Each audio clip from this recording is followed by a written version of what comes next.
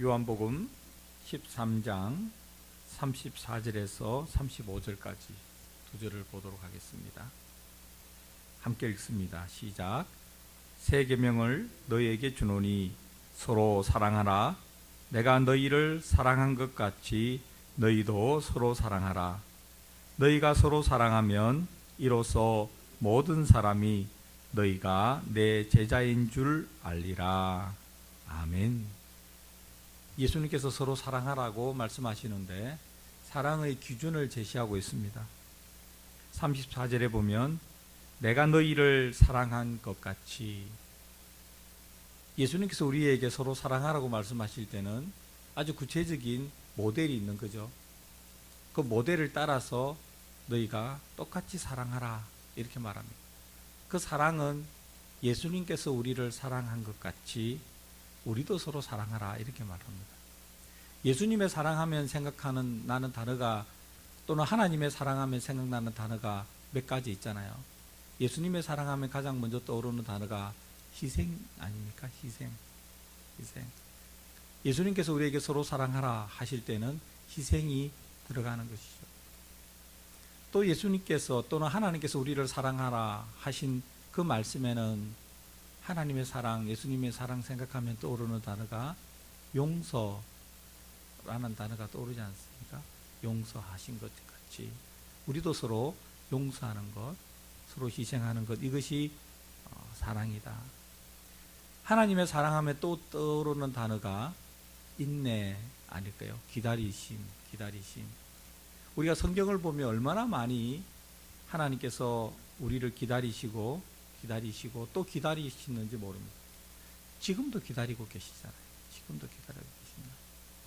그래서 뭐 더 많은 단어가 있겠지만 한 세 가지만 생각해도 벌써 이런 희생과 용서와 인내, 이것이 예수님과 하나님께서 우리에게 보여주신 사랑의 모습을 드러내는 대표적인 단어인데, 오늘 본문에서 새 계명을 너희에게 주노니 너희도 서로 사랑하라. 내가 너희를 사랑한 것 같이 너희도 사랑하라. 이렇게 했으니까 어떻게 바꿀 수 있습니까?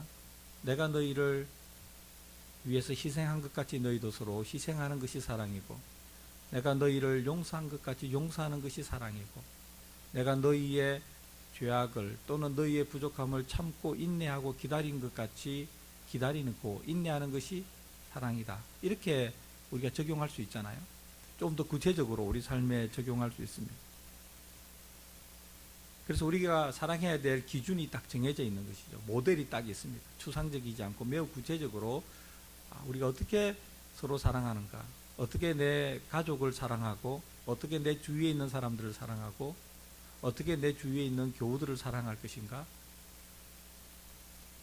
일단 그 세 가지만 하더라도 우리가 많이 하나님의 사랑, 예수님의 사랑을 구체적으로 실현할 수 있는 것이, 조금 더 희생하고, 조금 더 용서하고, 조금 더 기다리고, 그 외에도 얼마든지 성경에서 기록되어 있는 하나님의 사랑, 예수님의 사랑, 보면 긍휼히 여기심 이런 것도 있잖아요. 얼마든지 더 할 수가 있습니다. 그런데 35절에 보면 우리가 사랑하면 어떤 일이 일어납니다. 기록되어 있는데, 너희가 서로 사랑하면 이로써 모든 사람이, 너희 주위에 있는 모든 사람이 너희가 내 제자인 줄 알리라. 아멘. 예수 믿는 사람이 어떻게 하면 예수 믿는 사람으로 드러나는가? 사랑하는 것이다. 만약에 여러분과 제가 지금보다 더 우리 주위의 사람들을 위해서 조금 더 희생하고, 조금 더 용서하는 마음으로 살아가고, 조금 더 인내하는 마음으로 살아가고, 조금 더 불쌍히 여기는 마음으로 살아가고, 조금 더 포용하는 마음으로 살아가면 우리 주위에 있는 사람들이 예수님을 안 믿는 사람들이 지금보다 훨씬 더 예수님에 대해서, 그리고 기독교에 대해서 좋은 감정을 가지지 않겠습니까? 요즘 너무나 감정이 안 좋잖아요. 기독교에 대한 감정, 그리스도인에 대한 감정이 좋지 않은데, 이것을 세상이 갈수록 약해진다라고 탓하기에는 사실 우리가 예수님의 말씀을 따라 살아가는 삶이 너무 영향력이 적다, 이렇게 볼 수 있다고 생각합니다. 우리부터 바뀌어야 되는데, 달라져야 되는데, 달라지는 가장 첫 번째 걸음은 오늘 우리가 읽었던 말씀처럼 서로 사랑하는 것, 예수님께서 우리를 사랑한 것 같이 우리가 사랑하는 것.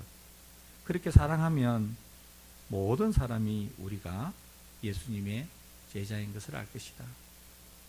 기독교가, 그리고 우리가 믿는 예수님이 매력적으로 보여야 되는 것이죠. 우리가 가만히 생각해 보면 그럴 때 우리가 전하는 말에 영향력이 생깁니다. 저 사람은 정말 나하고는 좀 다른 것 같다. 나하고는 좀 다른 것 같다. 삶의 결이 다른 사람이다. 어떻게 저렇게 살아갈 수 있을까? 라는 생각이 들어야 우리가 전하는 복음이 더 영향력이 있는 것이죠. 자, 그런데 이것이 쉬울까요? 다른 사람을 위해서 조금 더 용서하고, 조금 더 희생하고, 조금 더 기다리는 거 얼마나 어렵습니까?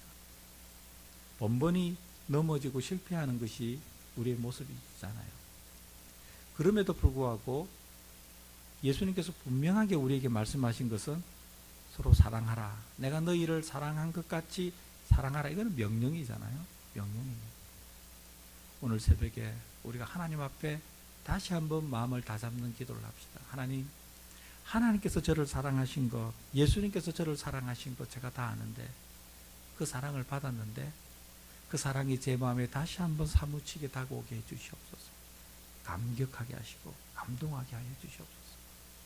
그 사랑의 감동에 겨워서 저 역시 내 주위에 있는 사람, 가장 가까이에 있는 내 가족, 그리고 우리 교우들, 또 주위에 있는 직장인들, 또 친척들, 친구들, 이웃들, 그런 사람을 예수님께서 우리를 사랑하셨듯이 그 마음으로 사랑할 수 있게 해주시옵소서.